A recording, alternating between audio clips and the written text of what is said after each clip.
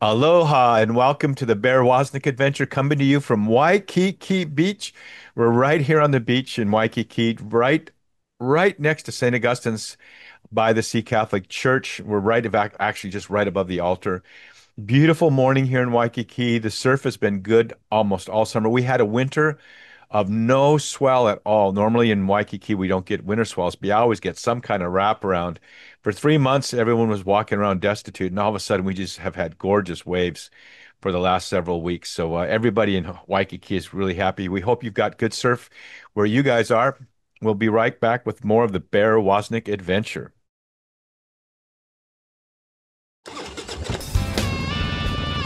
Welcome to the Bear Woznick Adventure.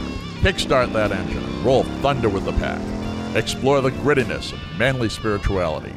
Gain traction in the virtues. Zoop up your spiritual engine by turning adversity into adventure. Now here's Bear Woznick. Let's ride.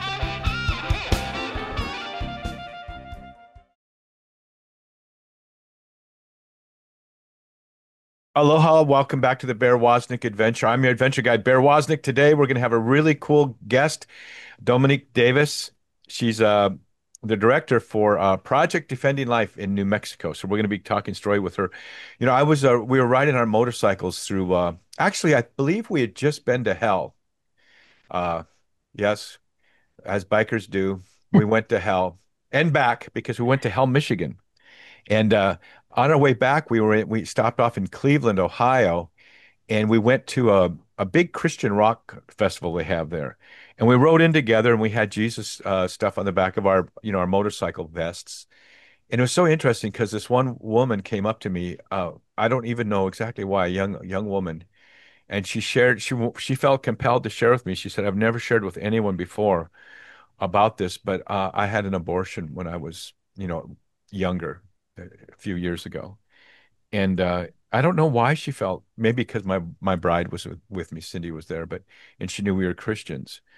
She said, "I've never shared this with anybody." And I just asked her a question. I said, if there had been a man who would stand up with you, your uncle or your father or the father of the baby or anyone would have stood with you, would you have kept the baby? And she said, absolutely. But she felt so hopeless and helpless that there was no one there to defend her and protect her and give her hope. And so that's why we think the work that Dominique Davis and the Project Defending Life does, and the organizations like this do throughout the world, stepping between basically the vulnerable and uh, and danger, and that vulnerable person is the baby in the womb, but also the mother, and so we have to take care. We have to not just, you know what, people who say they're pro-life, so often they're not. They just have an opinion that says they're pro-life, but they don't do anything about it. We need warriors. And so we've got Dominic Davis with us today, the director of Project Defending Life in New Mexico. Aloha, Dominic. Welcome to Aloha. We're in New the Mexico. Hola. or as I like to say, Olaha. That's a little bit of aloha and a little bit of ola put together. I love that. I love that. I'm gonna steal that. Yeah, do that. The thing is, I've had a Navy SEAL on here and other, real warriors on here, and I consider you that too. You actually Mm. have, think about how radical it is that you actually have been there at that moment, that most critical moment, and you've saved a life. I mean, I've gone out here and I've rescued people in the ocean, every surfer does, but you've had that experience of actually knowing that you've defended. I know you shared a story on a video that I watched on your site about that someone who was Mm. coming in who had an abortion planned. Can you tell us that story? And then we're going to get to know you better. Yes, I love that story, Emma. Um, so she was 28 weeks pregnant when she called me, and she actually found me through the Sisters of Life. That's a very long story, so I will kind of skip over that introduction. But she was 28 weeks pregnant. She had a toddler at home with her already. She was bedridden. So she medically bedridden because the pregnancy was so high risk. So she couldn't work. She really couldn't even help take care of her toddler. The father of her baby, her boyfriend, just one day up and left her all alone without any way to keep a roof over her head, keep her children fed. um, without transportation. I mean, she was just completely abandoned. And she went into her to her midwife for her third trimester care, regular prenatal appointment. And she told her midwife everything that had been happening. And she was looking for her midwife for resources to give her so that she could find rental assistance and maybe some groceries. And the midwife, the only thing this midwife told her was, well, I can schedule you for a third trimester abortion. I think you can get in next week. So she hands her this Third third trimester abortion. trimester. Yes. So she gives a referral.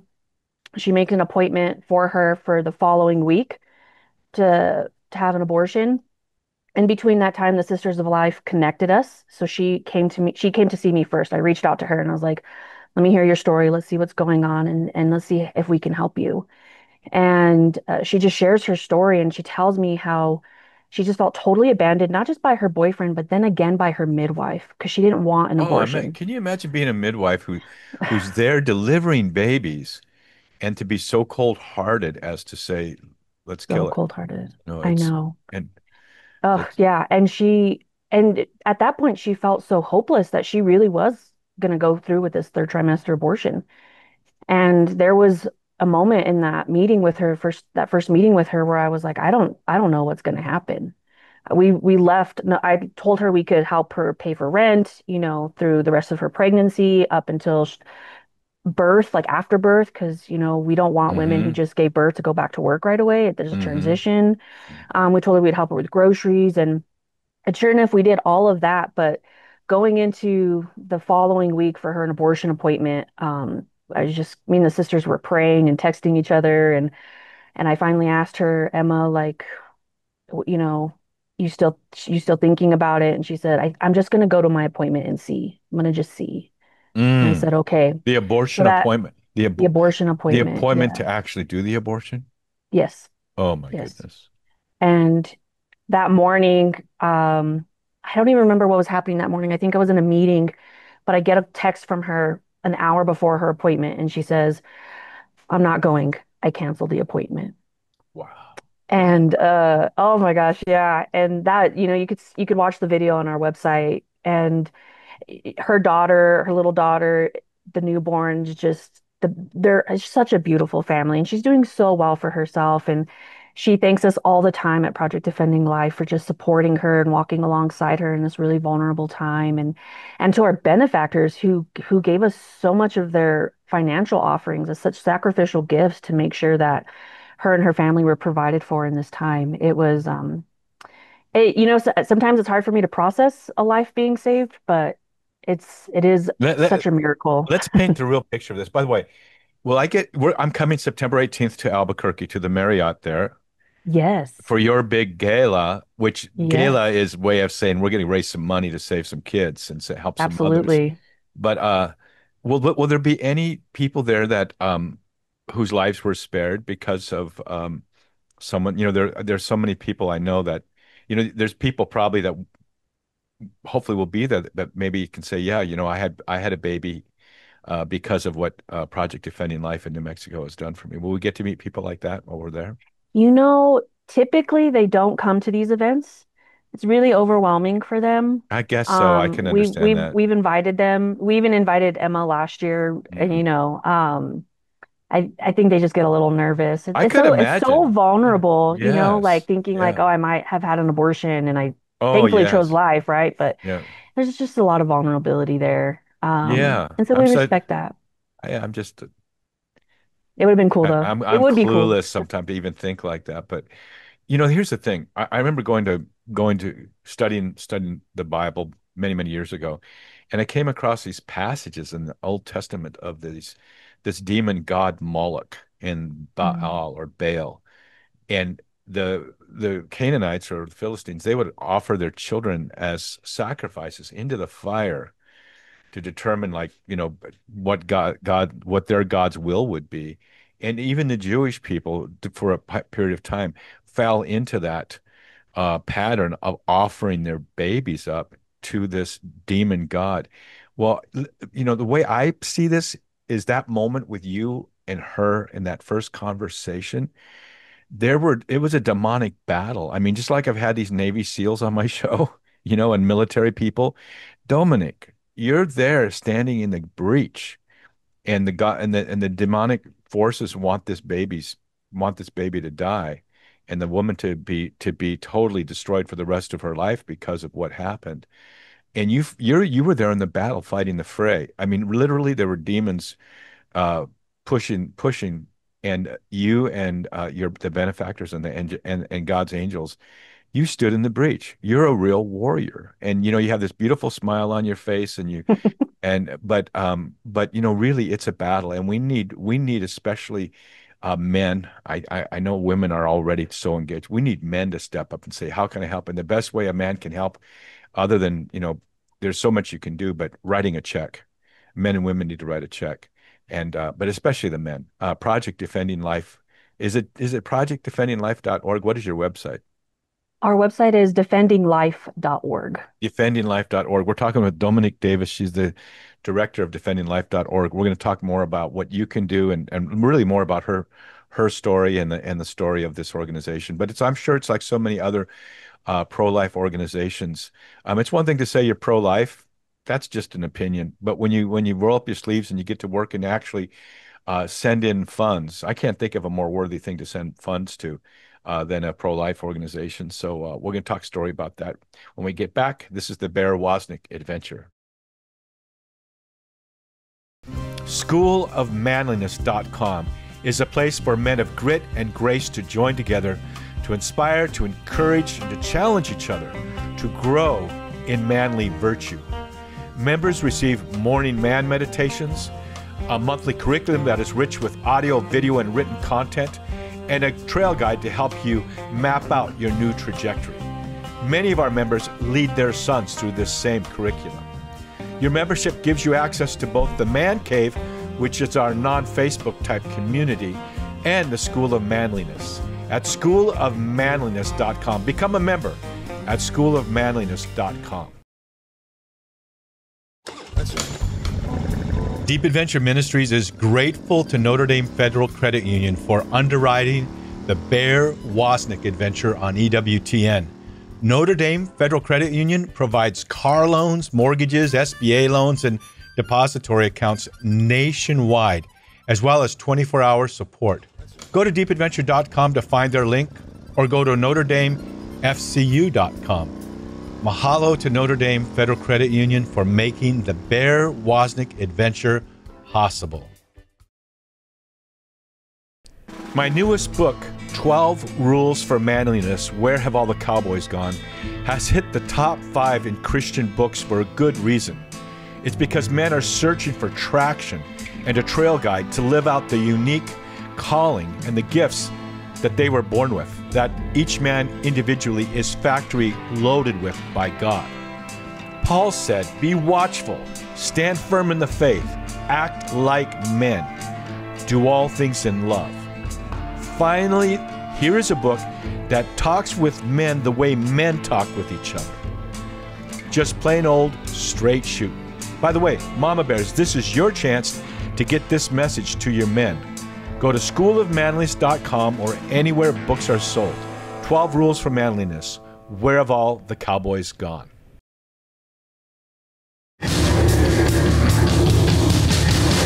This is a warning. The Bear Woznick Adventure is dangerous. The radical change Bear challenges you to is not for wimps. Change this station now to a soft rock station before it's too late. You've been warned. Now, here is Bear Woznick.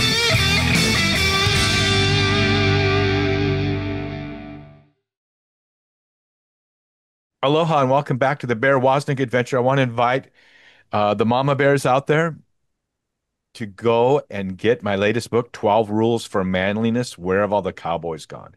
Why do you want to do that, Mama Bears? Because do you want to read it? Actually, you do. It's a pretty good book. It help you understand your man.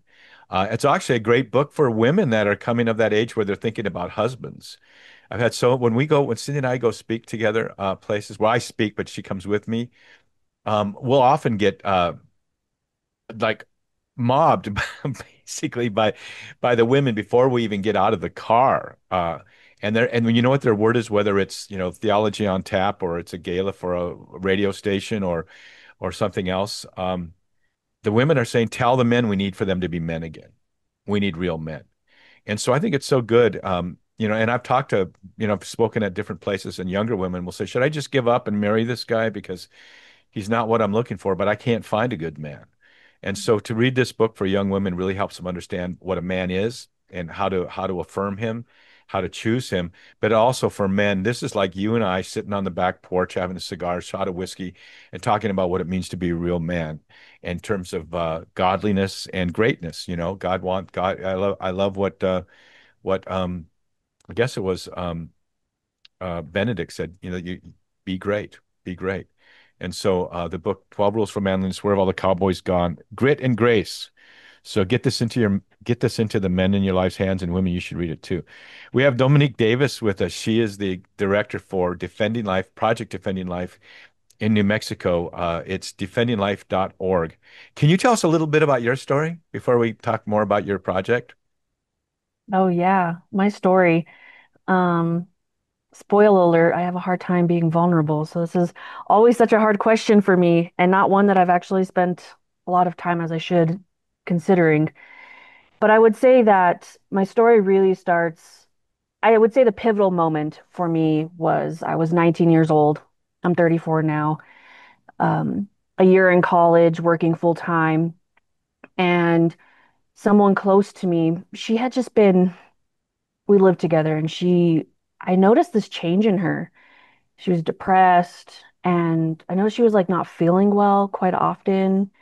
And I came home one day after sh my shift, and she was throwing up. And she walks out of the bathroom, and I was like, "What's wrong?" And she said, "I have something to tell you." And I knew immediately what she was going to tell me. She was pregnant. And she told me she was 12 weeks pregnant, but she was going to go have an abortion. So it was all taken care of.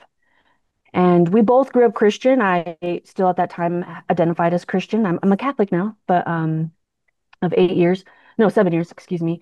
But It's we were about both time you Christian. shaped up. I'm just kidding. God took a long time. Just Yeah. kidding. It was me. And we both grew up Christian, knowing abortion was wrong.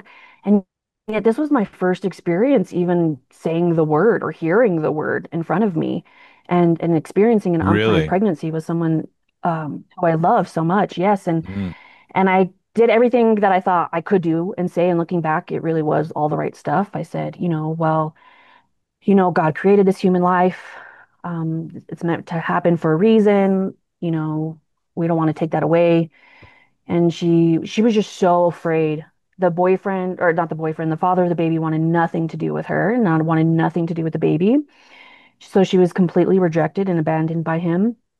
Um, and then she was em embarrassed to be 18 and pregnant, and she thought there would be a lot of judgment from her. And I even offered to get us our own apartment hmm and that I would pay for. I was working full time as an assistant manager, and just I was like, we could hide away for a little bit, and hmm I'll help you take care of the baby. You don't mm, have to tell anybody right away.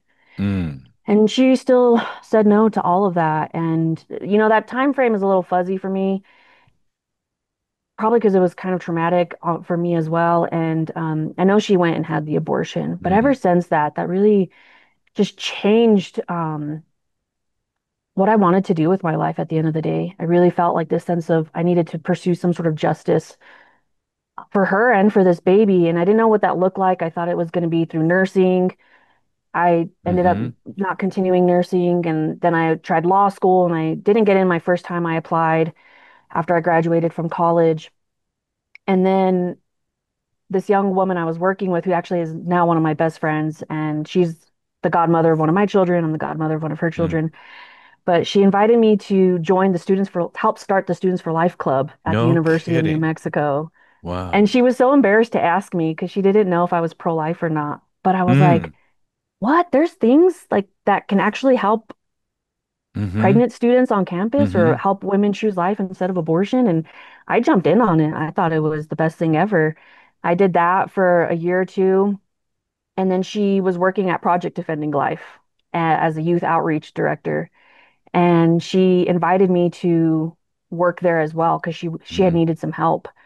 And I wasn't doing much with my life then. I was graduating kind of in this limbo. It was a weird time for me. It was a good God was working, but it was a weird time for me and I just couldn't think of doing anything else but that. And I've been there now with Project Defending Life for over 10 years. Can you believe that? 2014, October of That's 2014, I pretty started good for working. someone who's only 24, Oh, 29. Oh, no, I'm 34 29. now. No, you're not supposed to say that. Oh, well, not Number okay. I'm 29. almost middle aged. Just kidding. And anyway, I my story is so intertwined with Project Defending Life. I grew up, into adulthood with Project Defending Life. I got married, became a mom, became Catholic, all within Project Defending Mm, Life, and now I'm the president and CEO. But in between some of that time too, and this is going to be relevant for later as to one of our initiatives that we work on is I was 5 months pregnant when I lost my son mm. to it was an unexpected loss. And I just received such terrible care in one of our local hospitals. And it was It's, so undignifying. yeah, And I yeah, just thought, wow. And it wasn't just my story too. I just it was the women that we were serving who were yeah, getting undignified care, yes. prenatal care and labor and delivery. And it was just women in my community. And I just thought there has to be something better for women out here. Mm, Better healthcare model and services. yeah. And, so there's a lot of motivations behind me. The abortion that happened when I was 19 by somebody close to me and losing my son and becoming Mm. a mom myself and really just experiencing with other women who we were serving in these last 11 years, accompanying them through their journey and knowing that we're one of the few places that can really accompany women holistically and just uphold their dignity and the dignity of their children, born and unborn. The word dignity keeps coming out as you're speaking, and it's just such a Mhm. profound word because we do have that dignity as being made in in God's image. I remember going through two miscarriages, and it was like you're so confused at the moment because suddenly it's happening, and then Mhm. I'm worried about the mom and everything, and then all of a sudden, where did the baby go? And the baby was discarded like tissue. You Yeah.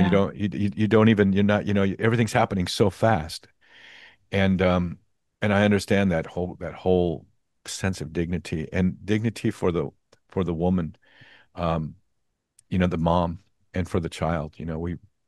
It's so important. One of the things you talked about is this girl's boyfriend just at one point you're showing just up and left her. Like okay, not interested. You know what the most gutless thing a man can say to a woman is? He finds out she's pregnant, and these are the words of a coward. He says, no matter what you decide, I'll be there to support you. That's the biggest, most cowardice statement a man can say because a woman hears him say that, he knows she knows he doesn't want that baby to be born. And that's just his way of getting out of it, acting like he's a big man, whatever it is, I'll support you. And the other thing about it is there are fathers involved in every one of these abortions. And so often they don't have the choice.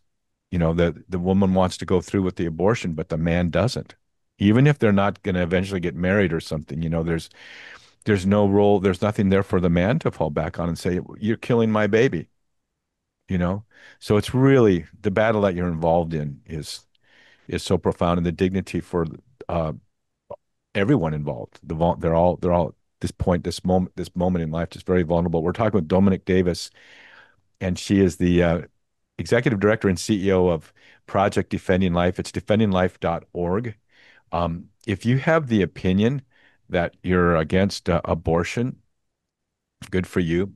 But if you're really pro-life, if you really are, you should go before this show's over to her website or a pro-life website someplace and become a monthly donor. One-time gifts are really great, but monthly donations allows for an organization like Project Defending Life to plan. and know what they're going to do this year, next year, and the year after. So if you're pro-life, prove it by sending money. I know this isn't supposed to be a fundraiser. I don't mean it that way, but I just get upset when people go, I'm pro-life, and they don't do anything about it. And which means they really aren't. They just have an opinion. We'll be right back with more of the Bear Woznick Adventure. Go to schoolofmanliness.com and subscribe to our weekly email to receive video YouTube links of the Bear Woznick radio show, as well as the Spirit of Adventure with Bear and Cindy TV show, which, by the way, is filmed in the tropics, as well as our manly evangelistic YouTube shorts. Go to schoolofmanliness.com.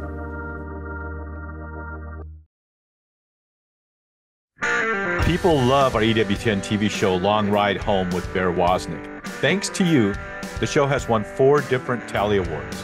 And now, instead of waiting each week for the next episode to air, you can actually binge watch our show and even share it with your friends when you go to deepadventure.com and join the Mama Bears or the Man Cave. Along with all the other benefits, you get total access to all the seasons of our aired episodes, plus instant access to episodes that won't even air for several months. Long Ride Home with Bear Woznick, a great way to communicate the gospel in a gritty enough way that even tough men will stop and watch at deepadventure.com.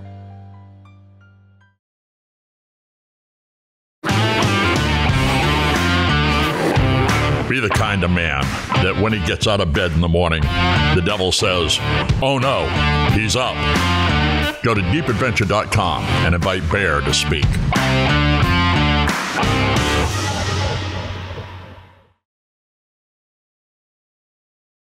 Aloha, welcome to the Bear Woznick Adventure. We want to invite you to go to our website, schoolofmanliness.com, and become members of the Man Cave and our School of Manliness. The School of Manliness is based on the concept of David's valiant warriors that back when David was running from Saul, he was hiding out in the cave at the cave of Adullam, and a lot of guys showed up. They said they were kind of misfits. They were running from the law. They might have owed people money.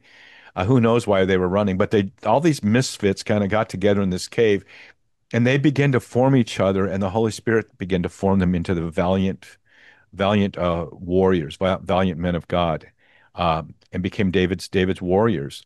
And so that's what the School of Manliness is. In the time of Obadiah, there was the School of the Prophets. It's just a place where men can be men, be real with each other, and encourage each other in the Lord. So the School of Manliness is actually 2 things. The Man Cave, it's a non-Facebook community on our website. It's private.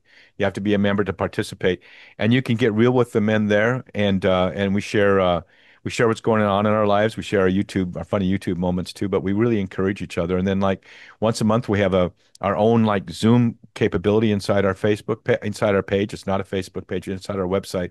And we all get together and we talk story for 1 hour every month. And then every Saturday morning, you get a 1-week curriculum in the School of Manliness. It might be 2 videos to watch, or it might be a homily to listen to, but you actually get a curriculum every Saturday morning. And every morning you get a text, just about a 250-word text.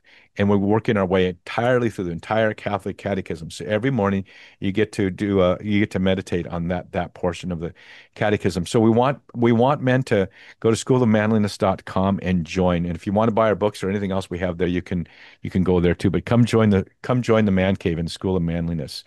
We have as our guest today Dominique, as they say in the Spanish version of that word, that name, is the CEO, and I don't know what else. Let's just say the head of Project Defending Life in New Mexico. So is this the time of year when the big balloons go up in New Mexico? When is that? No, in 3 months. It's always like the first 2 weekends of October. Starts to turn into fall-like weather. It's beautiful. And so Hundreds of balloons filled I, this endless sky. I remember driving by Albuquerque once, not knowing what was going on. And I go, I guess they do this every day, but there was this hundreds of balloons going up. But we're going to be there September 18th. What are we doing on September 18th? You are going to be our special keynote speaker for our gala on September 18th, a lunch and a dinner where there's going to be combined over 1,100 Catholics and Christians, but mostly Catholics attending this event. Isn't it cool how it's Catholics that really carried this for so long? Now so many Protestants are involved too. Um, Hmm. but we don't. We just wondering what's going to be on the menu. Is there going to be pozole? No. What's there? Is there going to be But some I good New actually don't remember Mexican what's going to be. food?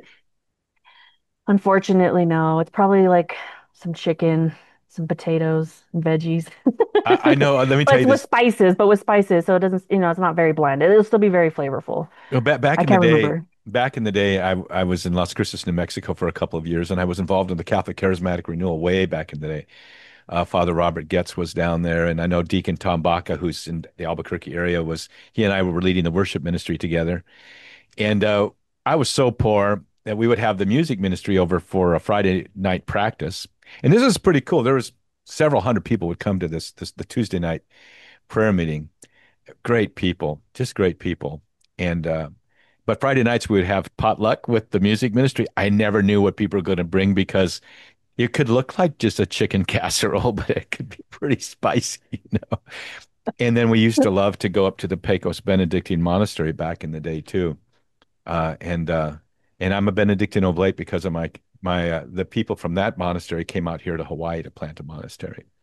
So yeah, Wow. so I have great love for when we were doing our TV show Long Ride Home. We were filming. It's on EWTN, but it's also on the Prime, you know, the Prime Video Network. People can watch it as they want to. There's 33 episodes, but we were our first season. We were riding our motorcycles across the United States, and I was coming through Las Cruces. I was thinking, my daughter was born here. Something profound should happen here. I have no inspiration. So we pulled off to the side of the road, in Las Cruces, and we're fueling up. And two people came running up to us and asked us, "Are you Bear and Tony?" I go, "Yeah." "Oh, we've been following you guys on YouTube all the way across the United States." And that couple, I think they were on their way to go to a diaconate formation or something. And and it was so cool because there was that moment there, and I could, and I, in that conversation, I got to talk about the birth of my daughter, and there was a woman there, um, Sister uh, Mary Ann, or Ann, I mean, and I remember when the baby came home, she was a nurse, a baby nurse, when babies were born or whatever they call that. We're so careful with this little precious baby, it's gonna get broken. And she came over, picked the baby up by the feet and raised it up in the air and goes, "Oh, good, strong, healthy baby." I go, Oh "Okay, my God. don't have to treat it." She said, "You can open up the windows, can, you know. So that I love New Mexico. New Mexico is so unique. There's no other place like it in the world. The luminarios during the Christmas. But the thought I had was when those balloons, after our September 18th event, the gala there at the Marriott. A month or two later, there will be this balloon festival with all the hot air balloons, and I just think about that. I'll think of all the souls that we're going to save. Are like those hot air Mm. balloons, just soaring up to Jesus. We're gonna do some work. Uh, one of the big things that Project Defending Life does, I think one of the very first things they do, but is the sidewalk ministry and the praying by the what's the story there? Are you doing a prayer? You have the 40-day of prayer there, and you have the praying by the abortion clinics, or what's your battlegrounds like there now? Yeah. We've unfortunately have not participated on the sidewalk in the last year or two. Hmm. There's been so many different changes going on, particularly with some abortion facilities moving. Most of the women are coming from Texas, are at those abortion facilities, Wow. staffing changes. But, our Project Defending Life, our legacy actually goes back to Brother Matthias Barrett. Yeah, we want to And hear I this. know, Yeah, we want yes, to hear and this. I know not a lot of people know him, but he is actually, his cause is up for sainthood. So him and Sister Blandina, who was also in New Mexico, both of them are up for sainthood. New Mexico's never had a saint. So we're really excited to see what happens. But Brother Matthias Barrett he came from Ireland, settled in Ohio, and then was sent to New Mexico to start a new order of brothers. And I believe it's called I wrote this down because I always forget about it. Little Brothers of the Good Shepherd. And it started as just a ministry. Well, it was an order, but he and the brothers would just go out in the community and do just corporal acts of mercy. So his legacy in Albuquerque, especially, we have the Good Shepherd Center, which is Mm-hmm. a day shelter for the Mm-hmm. homeless, and they get food. There's the Barrett House. It's a women's only shelter, particularly women who are leaving domestic violence situations. Mm. We've used them a lot throughout our time. And then the one thing Brother Matthias did was start what we consider sidewalk advocacy.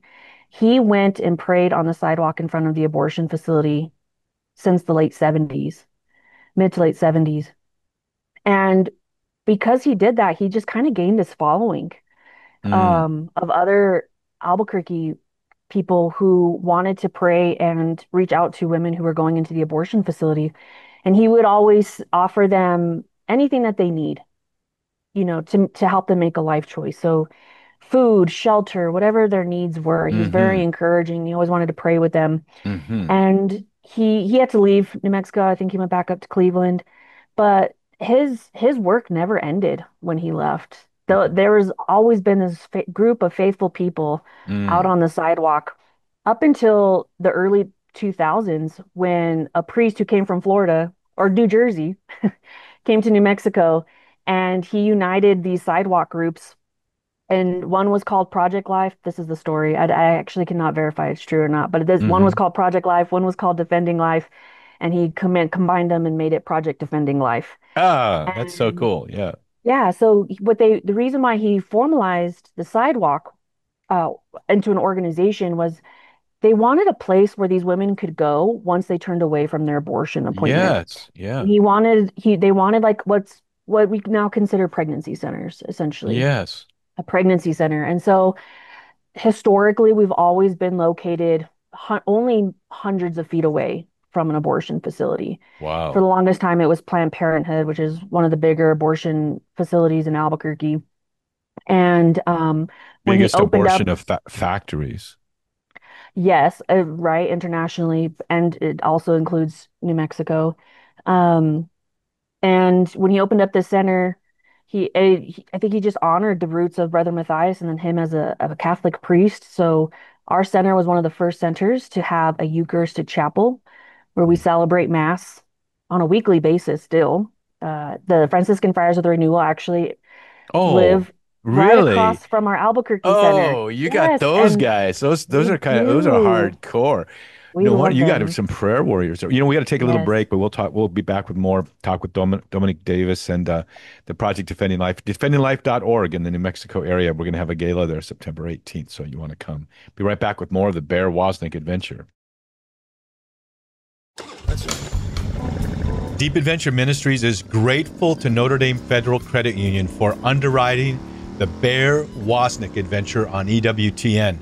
Notre Dame Federal Credit Union provides car loans, mortgages, SBA loans, and depository accounts nationwide, as well as 24-hour support. Go to deepadventure.com to find their link, or go to NotreDameFCU.com. Mahalo to Notre Dame Federal Credit Union for making the Bear Woznick Adventure possible. Announcing Spirit Adventure TV with Bear and Cindy. So many people, especially you mama bears, tell us we want more of Bear and Cindy together. Well, we're happy to announce our website, spiritofadventuretv.com, as well as our YouTube channel, Bear Woznick Spirit of Adventure, where you can watch Spirit of Adventure TV with Bear and Cindy. Join us where we live in the Hawaiian Islands or where we sail our boat, the Spirit of Adventure, in the Caribbean. Experience both adventure and serenity with us as we share our life together, as well as the joy and the wisdom of our faith. Go to spiritofadventuretv.com to find out more and subscribe on YouTube to Bear Woznick Spirit of Adventure. And join us, Spirit of Adventure with Bear and Cindy.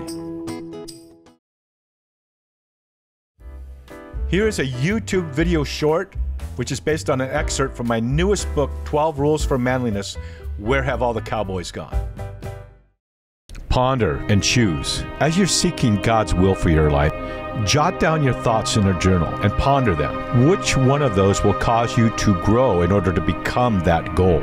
Saddle up and try to ride through them the same way that a cowboy rides through a herd on his cutting horse and separates the good cattle out from the rest of the herd. Choose the ones that you want and begin to turn them into concrete goals with a course of action, always being sure that they align with each other, like arrows that all aim at the same target. And by the way, no need to waste your time pursuing the trivial. Don't waste your life away. Set your course and set it now and start now.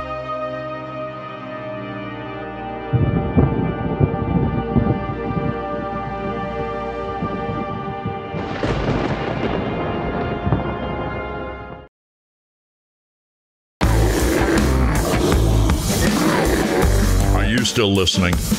I thought we warned you to change to an easy listening station. Well, you asked for it. Here is more of the Bear Woznick Adventure.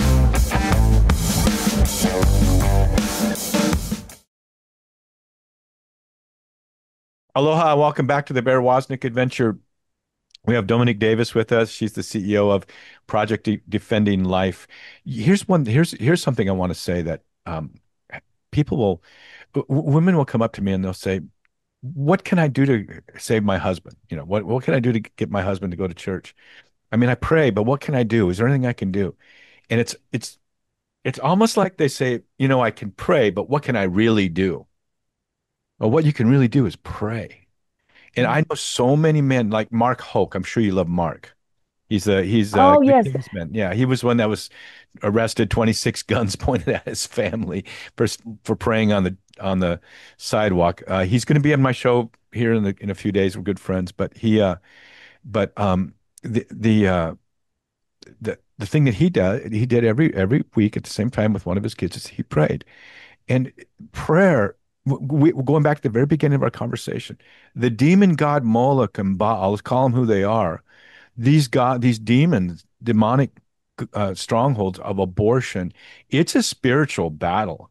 And when Mark Hoke and other men that are involved in men's ministry, we all kind of have the same. We kind of it kind of comes up in conversation that when we walk into the church and the I'm going to just say it like it is, the sweet little old ladies that are there early, we consider them to be our prayer. That's the power behind anything we do. Is those are and I have the same. I call them the ever ready Energizer batteries. And I had another guy who was in men's ministry say the exact same thing to me. And it's the same thing to do with your ministry. Prayer.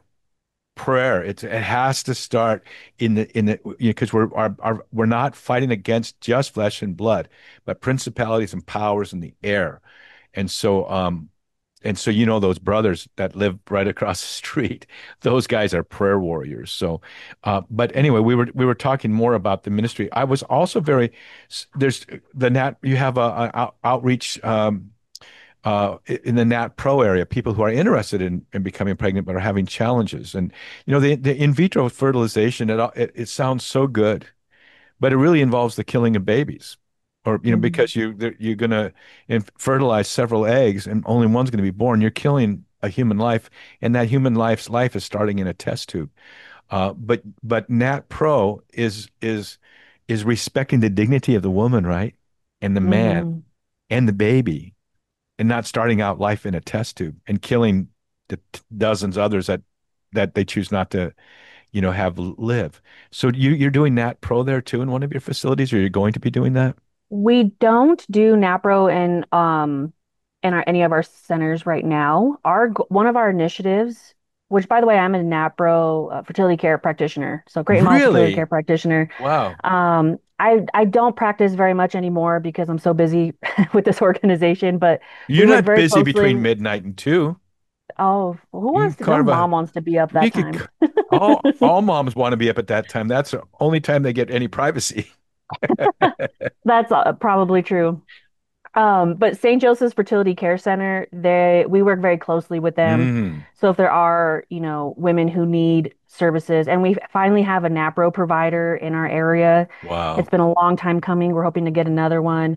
But Wow. one of our initiatives is to start a family medical clinic, a Catholic family medical clinic, the first of its kind, since probably Sister Blandina in the early 1900s. Mm, That is life affirming, that really takes care of the whole person. And we want to yes. have a special emphasis on women's health because, right now in New Mexico, a lot of our providers, especially family medicine, general practitioners, and OBGYNs are leaving the state.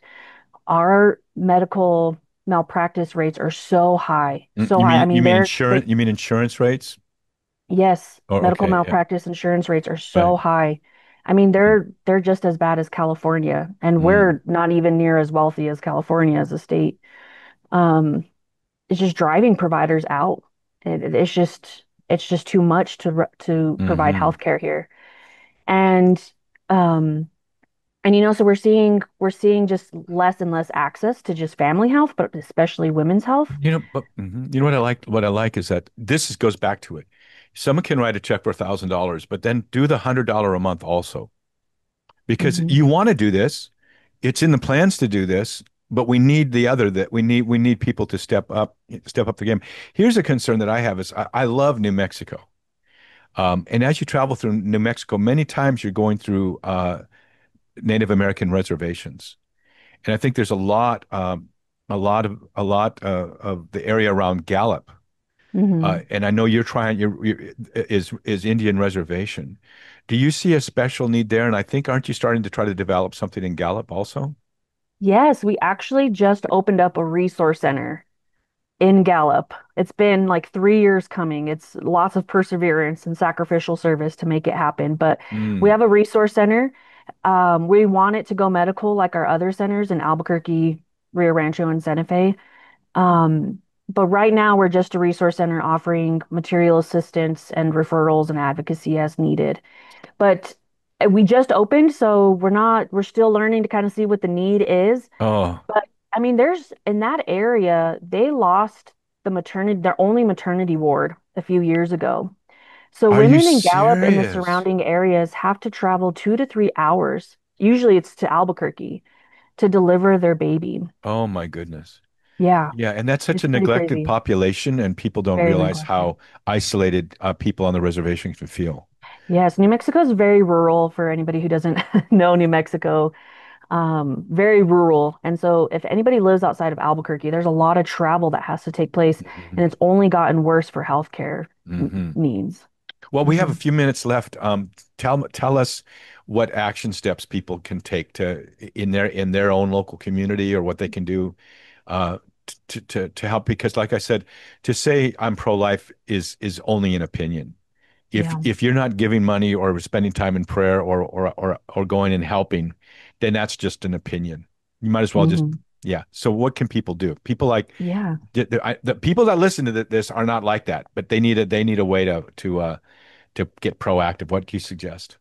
Yes, I have a few suggestions, but I want to touch on prayer one more time Amen. because we have a Eucharistic chapel. We do weekly mass. It's usually twice a week. And then we're in one of our chapels, we're really trying to build up a daily adoration to Hmm. have this like Yes. constant cover of prayer. And we, before Planned Parenthood moved across the Wait a minute. town, Wait a minute. Let me see your tattoo. this one, Oh, it's which one? no. I look like was that a baby's foot or is what is that? Oh, no, A it's a baby's hand? bumblebee.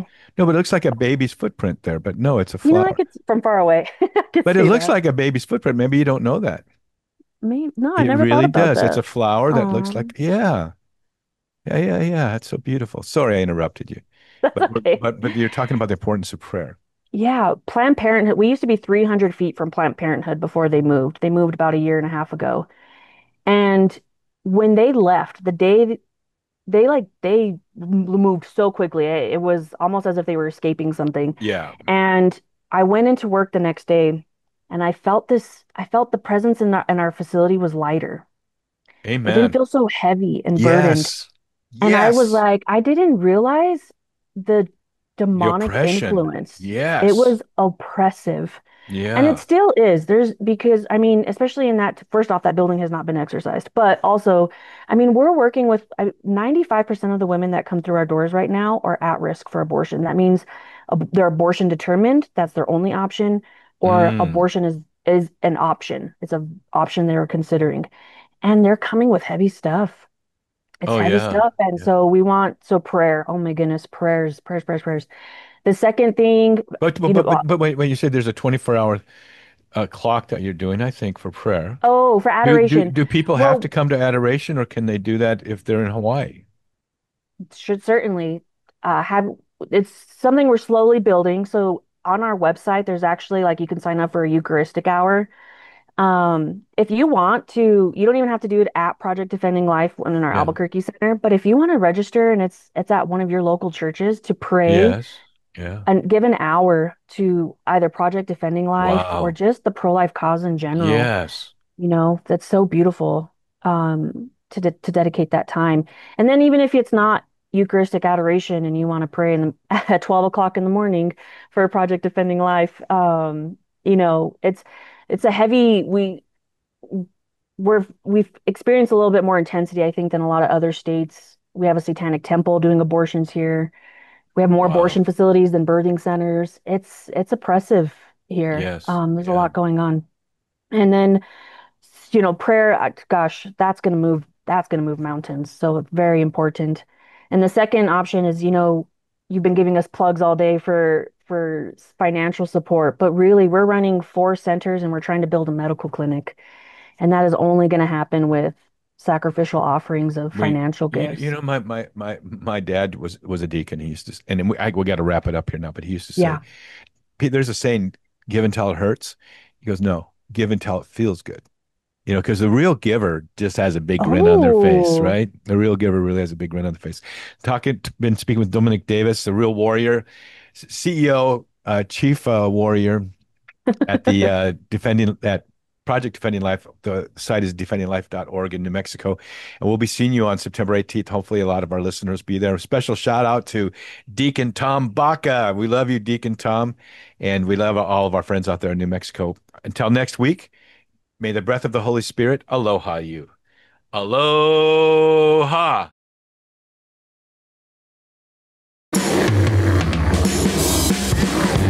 Thanks for listening to the Bear Woznick Adventure. Find more manly conversation at the Bear Woznick Deep Adventure YouTube channel. Subscribe and ring the bell.